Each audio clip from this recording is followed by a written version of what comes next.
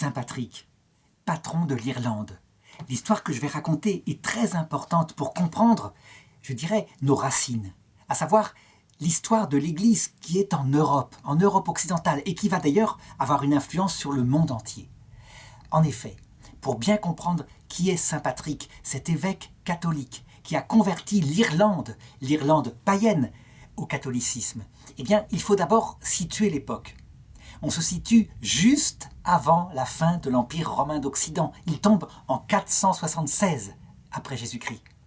Et Saint Patrick, lui, il meurt exactement en 461, soit 15 ans avant. L'époque en question, où il vit, c'est une époque encore marquée de paganisme, partout, et principalement dans ce coin ultime de l'Empire romain, qui est la Bretagne insulaire, ça veut dire l'actuelle Grande-Bretagne, où il est né, mais aussi l'Irlande gauloise, l'Irlande galéique, qu'il va évangéliser. Alors, on n'a pas beaucoup de détails précis sur la religion de l'Irlande. En fait, la religion des Gaulois n'a pas laissé de traces parce que les druides qui la dirigeaient, qui sont leurs prêtres, si on peut dire, ne voulaient rien écrire. L'apprentissage se faisait entièrement par oral, si bien que pour devenir druide, l'étudiant qui arrivait devait passer parfois 15, 20 ans à apprendre par cœur des tas de choses, des formules magiques et aussi une métaphysique concernant le sens de la vie. Mais globalement, à travers ce qu'en disent les livres romains et en particulier la guerre des Gaules de Jules César, eh bien, on pense que cette religion galéique, finalement, c'est un animisme, un peu comme toutes ces religions très anciennes, qui prennent leurs racines dans le paléolithique, puis dans le néolithique, et qui ont récupéré dans le néolithique aussi les choses comme l'astrologie, la divination par toutes sortes de choses, des superstitions, des dieux multiples qui habitent l'univers imaginaire de ces gens. Seulement, il ne faut pas se contenter de les imaginer comme par exemple certaines tribus qu'on a découvertes au XIXe siècle qui avaient ce genre de religion. Non, il y avait ces druides qui étaient des gens souvent instruits, qui d'ailleurs avaient eu des contacts, on pense, avec la philosophie grecque et en particulier le stoïcisme, sans doute. Ça veut dire qu'un comportement correct, un comportement droit, un comportement au service de son peuple était exigé comme moral pour obtenir la vie éternelle. Et dans ce monde multiple, eh bien évidemment, puisque c'est animiste, comme je l'ai dit, les morts avaient une place importante. Les ancêtres, on les enterrait avec honneur. Et il fallait le faire, parce que sinon ils revenaient. Ils revenaient comme des âmes errantes pour se venger des vivants qui n'avaient pas assez honoré leur dépouille. Depuis l'autre monde, en effet, cet autre monde à la fois invisible et si proche, peuvent venir des esprits redoutables, dont on trouvera des racines en Petite-Bretagne, jusque, je dirais, au début du XXe siècle, la peur de l'encou, la mort qui vient avec sa faux pour prendre celui qui n'a pas été droit et l'emporter dans l'autre monde, dans un destin inconnu. C'est dans ce monde gaulois que naît donc Saint Patrick. Il est donc au 5e siècle et on ne connaît pas trop les détails de sa vie parce qu'elles commenceront à être mises par écrit par des moines irlandais 2 siècles plus tard, au 7e siècle après Jésus-Christ. Donc va se glisser dedans évidemment toutes sortes de légendes comme on le faisait à l'époque, où on grossissait les choses. Et parfois, lorsque nous verrons de l'autre côté la vie réelle de Saint Patrick, nous verrons que parfois, eh bien, c'était simplement sa bonté qui réalisait des miracles. Seulement, la tradition a gardé qu'il a fait des signes réels et que ces signes réels étaient importants parce que les gens à l'époque, sortant du paganisme, n'auraient pas cru sans cela. Par exemple, pour montrer le flou de ses sources, eh bien, on ne sait même pas la ville exacte où il est né. On pense que c'est au Pays de Galles, mais d'autres villes dans d'autres régions d'Angleterre revendiquent son lieu de naissance. On ne sait pas non plus précisément la date de sa naissance, à cette époque évidemment où rien n'est noté dans un état civil comme maintenant.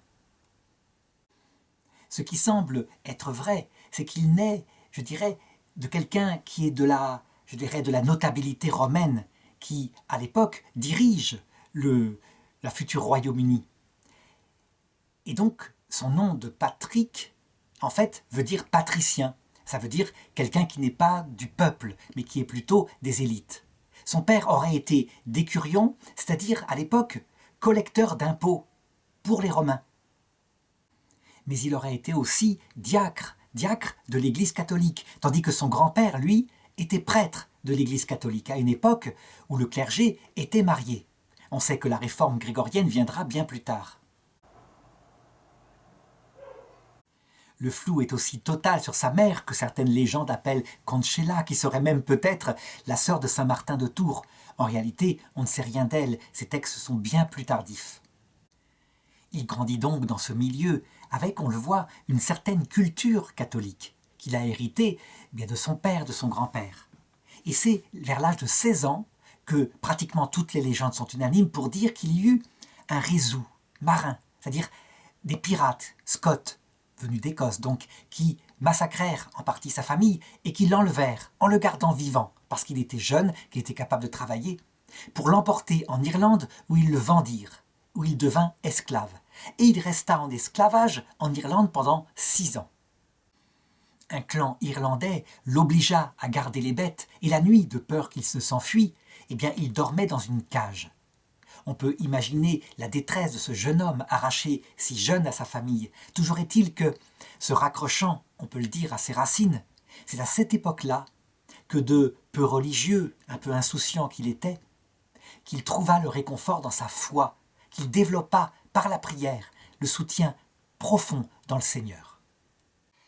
Ces 6 années vont lui servir, évidemment. Non seulement il peut observer ceux qui l'ont capturé, et leurs superstitions qu'il qualifiera d'abominables, parce qu'en fait, véritablement, ils sont esclaves de tas de problèmes, du style, si un événement ou un oiseau passe au mauvais moment, eh bien, leur vie est complètement sous la terreur, parce que ce signe est mauvais pour eux. Donc, ces superstitions qui les rendent esclaves vont le marquer. Il va se dire qu'il serait formidable de faire connaître à ce peuple le Christ, et de les libérer ainsi de leurs anciennes religions. D'autre part, il y apprend la langue, le gaélique, c'est quelque chose d'essentiel. Ces gens, évidemment, ne parlent pas du tout le latin. 6 ans, 6 longues années vont passer. Et un jour, alors qu'il se désespère encore dans sa chambre, qu'il se demande comment s'enfuir, eh bien, la légende dit que le Seigneur lui serait apparu en rêve et lui aurait dit « Rends-toi, maintenant, sur la plage, tu trouveras un bateau, il te prendra, il t'emmènera. De l'autre côté, il te sauvera. » Et il y va, il part comme ça, il s'enfuit. Il arrive au bateau, et ce sont là des pêcheurs qui évidemment refusent de le prendre à bord. Donc lui, dépité parce qu'il s'attend à ce qu'on le prenne immédiatement à bord, il s'attend à ce que le Seigneur ait prévenu ses marins, eh bien il va pour s'en aller. Et miraculeusement, ces gens finalement le rappellent, le prennent avec lui et l'embarquent. Et ils rejoignent la Gaule, où est leur port d'attache. Seulement, ils sont pris par une tempête, et le bateau finit par s'échouer sur la côte, on pourrait dire française. Et la légende raconte qu'ensuite, n'ayant plus aucun bien, eh bien, il leur faut trouver de la nourriture. Ils partent donc à la chasse comme ils peuvent, et ils prient leur dieu païen de les aider, et ils ne trouvent rien sur cette côte désolée. Alors il se tourne vers Patrick et il lui demande de prier son dieu étrange, son dieu crucifié. Et là aussitôt, voilà qu'arrive un troupeau de porcs sauvages, et donc ils peuvent se nourrir. La légende dit que, du coup, ils deviendront chrétiens. Mais chrétiens de quelle profondeur? On ne sait pas. Parce que lui, le futur Saint Patrick, il ne connaît pas encore bien sa foi. Il est venu ici, en France, et il se dit, il faut que j'aille trouver des maîtres en théologie, pour apprendre véritablement ce que c'est que le Christ qui m'a sauvé et qui m'est apparu. Il y a hélas beaucoup de légendes et peu de certitudes sur ces 15 années qu'il va passer en Gaule à se former. Une tradition dit qu'il est allé aux îles de Lérins, dans un monastère très ancien qui est là-bas, et qu'il y restera 2 ans pour recevoir une petite formation. Une autre tradition dit qu'il est allé à Auxerre auprès de Saint-Germain, où il a été ordonné prêtre, puis évêque. Toujours est-il qu'il n'oublie rien de l'Irlande, où il a passé ces 6 longues années. Et à un moment donné, le pape de l'époque cherche des missionnaires pour envoyer auprès de cette île et pour apporter le Christ à ces païens. En 431, il y a bien eu déjà l'envoi d'un évêque, à savoir Palladius, mais ça a été un échec complet. D'abord parce qu'il ne parle pas du tout le galéique et qu'il ne connaît pas ce peuple. Donc, on va penser à ce Patrick qui a été esclave 6 ans et on va l'envoyer.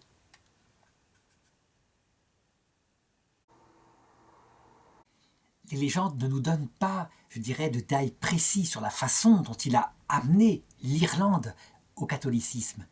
Certaines légendes parlent d'épreuves du feu faites avec des druides, où saint Patrick aurait dit « celui qui se mettra dans le feu et qui survivra, celui-là sera le vrai Dieu ». On peut penser plutôt qu'il a utilisé le langage et la conviction par la prédication. On peut penser qu'il s'est confronté à ces druides et qu'il l'a fait intelligemment. Il faut savoir que dans l'histoire de l'Église, globalement, il y a eu 2 formes d'évangélisation. La première forme, la moins usitée, celle qui n'est pas efficace, a consisté à utiliser les méthodes que manifeste l'Ancien Testament. Par exemple, comment certains je dirais, prophètes de l'Ancien Testament détruisaient les idoles. C'est ce que fit Élie. Et après, il mettait à mort, éventuellement, le clergé païen. Et puis, il y a la méthode du Nouveau Testament. Cette méthode, elle se fait véritablement par la prédication de la bonne nouvelle et de l'amour, et avec une doctrine intelligente, mais une doctrine qui n'entre pas violemment en conflit avec l'ancienne religion païenne, qui au contraire se sert, comme disait le Concile Vatican II de Nostra Aetate, des semences, des préparations de la vérité qui ont été mises dans ces religions. Or, il s'avère que dans le paganisme, tous les paganismes du monde, il y a des choses qui peuvent parfaitement être assumées par la religion catholique, que la religion protestante, elle, par contre, ne peut pas assumer. Comme par exemple la communion des saints. Le contact par la prière intime, et non pas par le spiritisme, c'est très différent, avec les anges de l'autre monde. Parce que, en fait, ils travaillent avec le Christ. Et donc, on peut penser que c'est de cette manière-là que saint Patrick va évangéliser. Ça veut dire que, loin de cracher sur leurs croyances, il va simplement manifester qu'au-dessus de tout cela, il y a un être unique qui a créé tout et qui préside au destin de toutes les créatures, que ce soit les dieux spirituels comme les anges, ou que ce soit les hommes. Comment est-ce qu'on peut le deviner? Eh bien simplement en regardant ce qu'est ce catholicisme particulier, ce catholicisme irlandais, qui dans les siècles suivants va féconder l'Église catholique latine. L'Église catholique latine, elle, qui est née en Gaule, qui est née en Italie, eh bien c'est une Église qui est fondée sur la philosophie grecque, qui est rationnelle, sur le droit romain, qui met les choses précisément, et qui, je dirais, avec un certain intellectualisme, a eu tendance à relativiser, voire parfois à marginaliser les créatures de l'autre monde.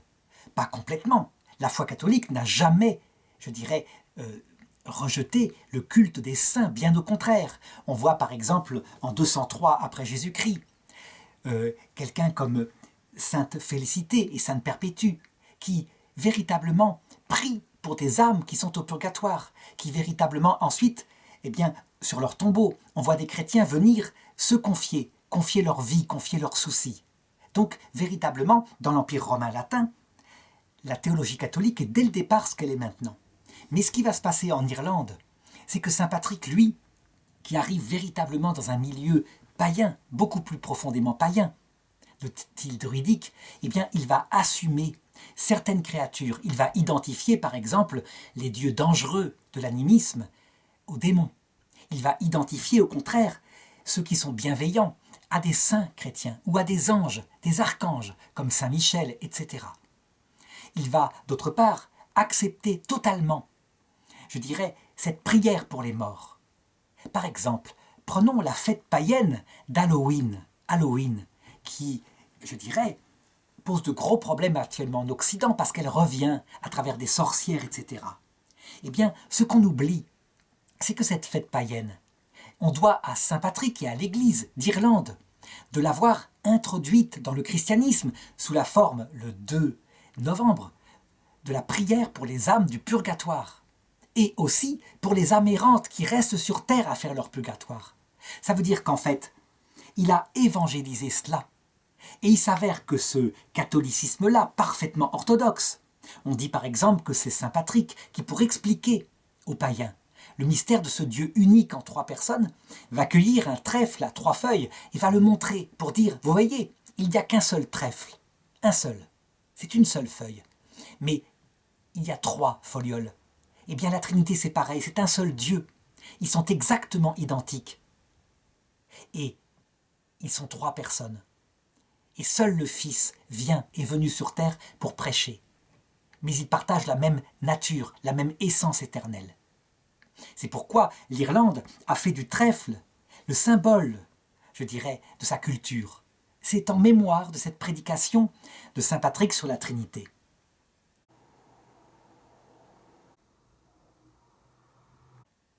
Donc, tout en étant parfaitement orthodoxe, il intègre dans la foi, sans problème, tout ce qui est récupérable dans cette mythologie païenne. Les protestants le reprochent beaucoup à l'Église catholique en disant « vous avez en fait paganisé le christianisme ». Non, on a plutôt christianisé le paganisme, en gardant ce qui était essentiel à la foi catholique, à savoir cette communion des saints que Jésus annonce d'ailleurs dans l'Évangile quand il dit à propos de ceux qui s'abaissent devant lui « vous ferez des œuvres plus grandes que les miennes ». Et ça concerne non seulement ceux qui sont sur terre, mais les saints, les morts de l'autre côté. Il le dit, il le précise. Les morts sont vivants parce que le Dieu d'Abraham, d'Isaac et de Jacob est un Dieu des vivants. Les protestants répondent, mais ça ne peut pas être contradictoire avec l'Ancien Testament qui dit qu'il n'y a pas de survie après la mort, que c'est à la résurrection qu'on est vivant. Eh bien le Christ va montrer que non, les âmes des morts sont vivantes. Ça va d'ailleurs faire un conflit dès son époque entre ceux qui croient en la résurrection et ceux qui n'y croient pas. Eh bien, l'Église d'Irlande, on peut dire qu'elle fait pareil. Elle assume ce qui est assumable et elle féconde la rationalité de l'Église latine qui est sur le continent. Elle va la féconder profondément. On peut même dire que, grâce à saint Patrick, dont les monastères qu'il va créer un peu partout, les évêchés qu'il va créer un peu partout en Irlande, vont ensuite émigrer du côté du continent, eh bien l'Église latine, qui quelquefois est un petit peu trop rationnelle, est en fin de course parce que des peuples germaniques ont conquis l'Empire romain, qui eux sont beaucoup plus pragmatiques, qui veulent savoir ce que sont devenus leurs proches décédés. Eh bien cette Église d'Irlande, elle va arriver au bon moment. Je l'ai dit, l'Empire romain tombe 15 ans après la mort de saint Patrick. Elle va arriver au bon moment pour féconder le catholicisme occidental et donc se répandre chez les païens, qui eux sont germaniques, les Francs, les Alamans, etc., mais qui finalement ont une religion assez proche. On peut donc dire que le Seigneur, grâce à saint Patrick et grâce à l'Irlande, eh bien, il va introduire l'Église latine et sa rationalité de nouveau dans le merveilleux, en disant bien, attention, n'arrachez pas au peuple de Dieu le merveilleux, puisque le merveilleux existe. Vous croyez que les âmes survivent après la mort, eh bien ne cachez pas au peuple de Dieu ce qui se passe pour elles, qu'il y a véritablement une possibilité, parfois, parce qu'on n'est pas prêt, de rester sur terre, là où on a péché. Et donc il faut prier pour ces âmes. Évidemment, ça met du concret dans la foi. S'il y a des âmes errantes, des fantômes autour de nous, comme le dit l'Irlande, alors il faut véritablement prier pour eux. Les latins auront tendance à dire « mais tout ça, on veut bien croire en l'incarnation des choses, mais tout ça, c'est un peu mythologique. » Non, ce n'est pas mythologique. La survie rationnelle auquel croit l'Église latine, la survie des âmes, implique qu'elles sont bien quelque part et qu'elles ont donc un chemin à parcourir. Eh bien, c'est l'Église d'Irlande et le monachisme irlandais qui va fleurir après, je dirais dès le vivant de saint Patrick, puis après sa mort, qui va communiquer ça à l'Église catholique tout entière. Cette façon de faire de saint Patrick, eh bien, on va la retrouver avec ce même conflit, par exemple au XVIe siècle, au moment où les jésuites vont essayer d'évangéliser la Chine. Il va se passer exactement la même chose. Les jésuites, ce sont des pragmatiques. Ils voient bien que les Chinois ont ce culte ancien des morts. La prière pour les morts, c'est essentiel pour eux. Eh bien, pragmatiques, ils vont dire, en regardant la théologie catholique, c'est tout à fait assumable. Et ils vont en parler aux empereurs, qui vont donc se dire « mais nous allons adhérer à ce christianisme qui vient couronner un petit peu ce qui nous manquait. On savait bien que les morts étaient vivants, qu'il fallait prier pour eux, offrir des sacrifices pour eux, mais on ne savait pas la raison de tout cela.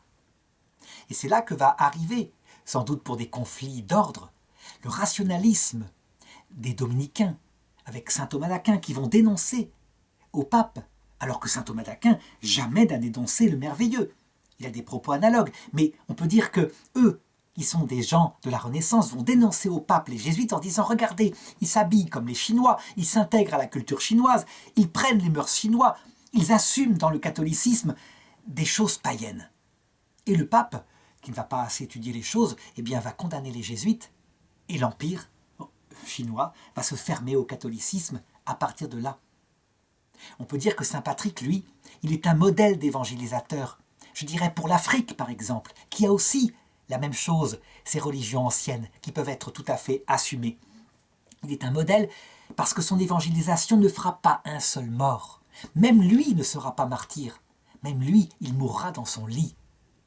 C'est la paix de la bonne nouvelle. Il y aura certes des luttes, évidemment, des luttes de pouvoir, les druides qui voient, je dirais, leur pouvoir disparaître au profit des évêques. Eh bien, quelquefois, ils ne veulent pas devenir eux-mêmes prêtres et évêques, alors que c'est tout à fait possible, puisqu'on peut être prêtre marié en Irlande à cette époque-là. Mais ils vont le menacer. Menacer, je dirais, ne serait-ce que pour garder intactes leurs anciennes traditions. Globalement, ça va bien se passer. On raconte qu'il a prêché auprès des assemblées druidiques en Irlande, et que les druides l'ont écouté, et que beaucoup se sont convertis, comme ça, à la simple écoute du message chrétien. À la fin de sa vie, d'après la légende, saint Patrick aurait fondé, en Irlande, 365 évêchés. Parce qu'à l'époque, on peut dire qu'un curé de paroisse, finalement, il est évêque. 365 évêchés, c'est énorme. Et un certain nombre de monastères. Ces monastères, je dirais, essaimeront sous forme de prieurés et répandront en Irlande la culture. Et ces moines, loin de rejeter la culture de leurs racines, mettront par écrit ce qui n'avait jamais été mis par écrit, à savoir cette culture druidique, ces légendes irlandaises. On le voit, ça se passe très différemment de la façon dont, je dirais, les conquistadors évangélisèrent l'Amérique du Sud, où là, tout fut brûlé. Et on ne garda pas de traces des racines culturelles des Indiens d'Amérique. Bien au contraire, en Irlande, on garde tout, on note tout, parce que ce sont des trésors. On peut dire que, avant même le Concile Vatican II, ces chrétiens si ouverts, si intelligents, ont l'intuition que, évidemment, Dieu qui veut sauver tous les hommes, avait vraiment mis dans ces religions anciennes des semences de la vérité qui n'attendaient que le Christ pour féconder, pour fleurir. Et c'est ce qui s'est passé. En ce qui concerne la mort de saint Patrick, eh bien, lorsque ses forces commencèrent à lui manquer, il fit un petit peu comme le pape Benoît XVI. Il pensa à Dieu et il se retira dans le prieuré de Down, qui se trouve en Ultonie. Et c'est là qu'il mourut, très âgé. Et il rejoignit le Seigneur. À sa mort, l'Irlande est devenue majoritairement chrétienne. Un siècle plus tard, l'organisation qu'il a faite avec des évêchés, des paroisses, des monastères sera quasiment détruite et il restera par contre les monastères. C'est de ces monastères que rayonnera le catholicisme irlandais. La force spirituelle du catholicisme de saint Patrick, donc du catholicisme irlandais, aura une influence extraordinaire jusque en Amérique, où beaucoup d'Irlandais, lors de la famine de la pomme de terre au XIXe siècle, émigreront. Ils apporteront saint Patrick et l'Église catholique jusqu'en Amérique. On sait qu'un des présidents des États-Unis, le président Kennedy, est un Irlandais catholique et qu'il avait une grande dévotion pour saint Patrick.